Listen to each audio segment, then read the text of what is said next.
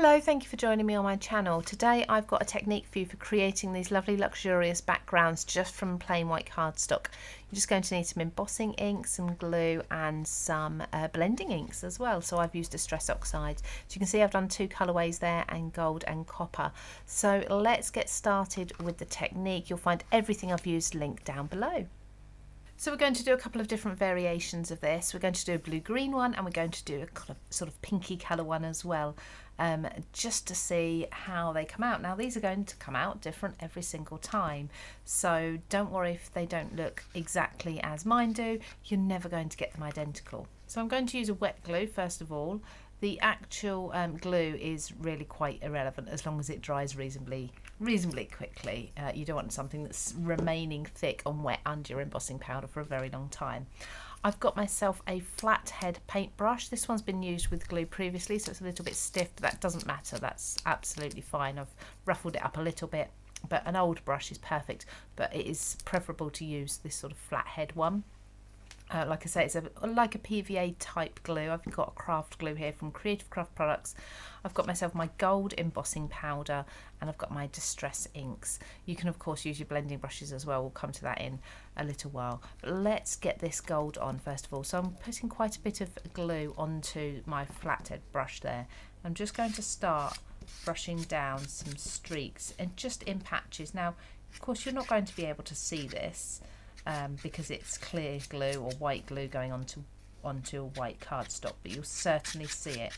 And the idea of using this sort of, you can probably hear it, this sort of scratchy paintbrush here, is that you're going to get these lovely lines within the gold. So just as if it's been there we go, just as if it's been gilded. Put a few more in. There we go. And I'm always working in an up-down motion. I'm not covering the panel at all. I'm just holding it up to the light so I can see. Just wondering if you can see there. If I hold it to the light, you can see the areas that I've picked out with the glue. Now I'm going to pop that to the side.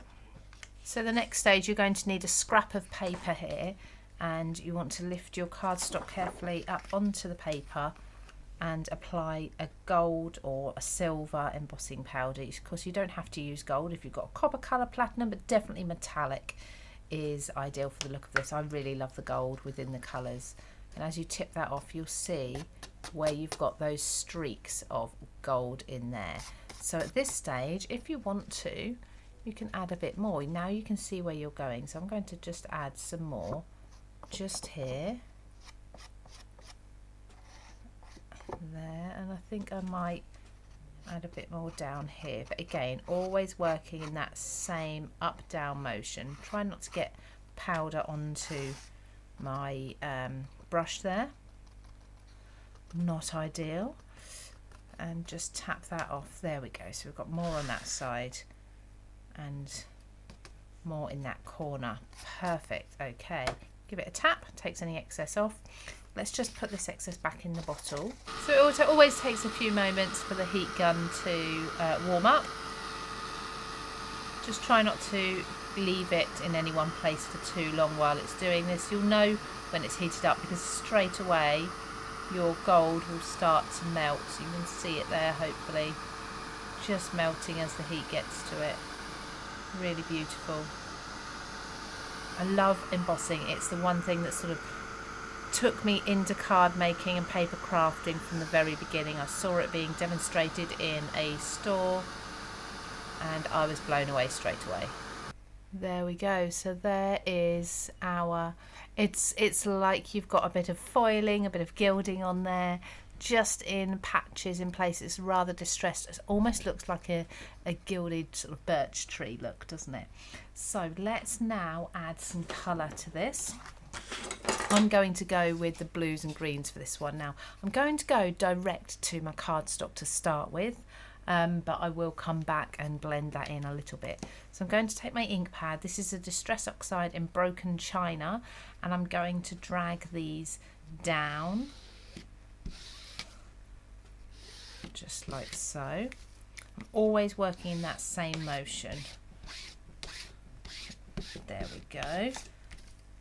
And then we want to start thinking about being a bit more solid colour in areas. So back and forth. Now it depends on how old your ink pad is as to how much you need to press on it to really get the colour to come through. There we go. And then I'm going to take a second colour. I'm not worried about the colours mixing because I do find that they're so juicy, these oxides, it really doesn't matter, but you can see here how different the green is to the blue, so there's a lot more ink coming off, so I'm being much lighter with this one and in that area. And I don't mind if some of the white areas are peeking through as well, but again keeping that sort of up down motion. So now I'm going to take, this is where I get my ink blending brushes, so starting with broken china and just start rubbing that through. Don't worry about your embossing, we're going to pull that back.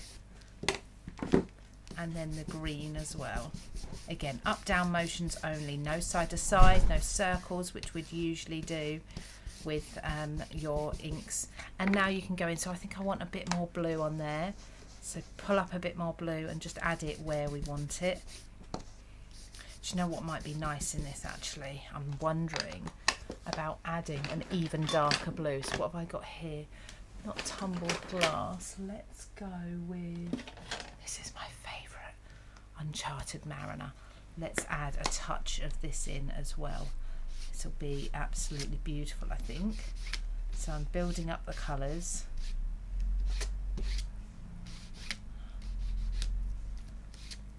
And again, I'm going to bring in my, so I'm just using the edge of the pad to get small areas.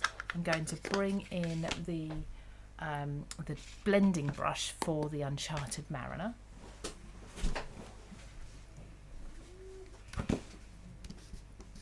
And again, I nearly went round in circles then, it's just a habit, isn't it? I'm going round and round in circles. There we go. So you may find you think you've actually lost all the gold now. Let's get some more ink, pick it up off the mat and just into that corner. You see the gold is kind of gone. You get mucky fingers as well. So let's take a piece of kitchen towel and let's strip this back now. So put your kitchen towel on there and really take off any ink that's on the gold. Now the ink will have soaked into the paper, so you don't have to worry about taking it off the paper. You might lighten it slightly. There we go, look. You've got this gorgeous panel finish. Now it's absolutely beautiful. Let's clean this up. I'll pop that aside and I'll clean that up in a moment. And I'm just going to reheat this, and by reheating it, it's just reinvigorating that embossing powder. You're just slightly melting it and then moving on again, and it's going to bring back the shine and the colour in the embossing powder, just making sure that any ink particles that are still sitting on there just really get absorbed into the embossing ink, or embossing powder rather, and melted away, and you don't see them, so the gold stands out as much as possible. Beautiful, there we go. So now we've got a lovely gold and weathered look, which is a beautiful background, and as you saw at the beginning, and I'll show you at the end, the sort of cards you can be making with this. Now, as promised, I am going to do another colourway, so let's do this in exactly the same way again.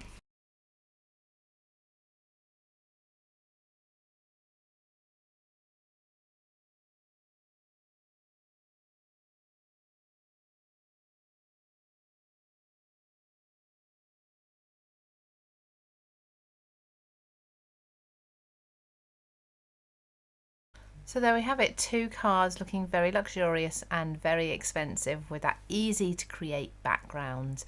Hope you've enjoyed this tutorial. Everything I've used, including the sentiments that I've just put on top, these come from the Wildflowers Textures collection, but everything you'll find linked below. Most things you can get from Craft Stash. So please do subscribe if you liked this, and I'll be back very soon with another tutorial.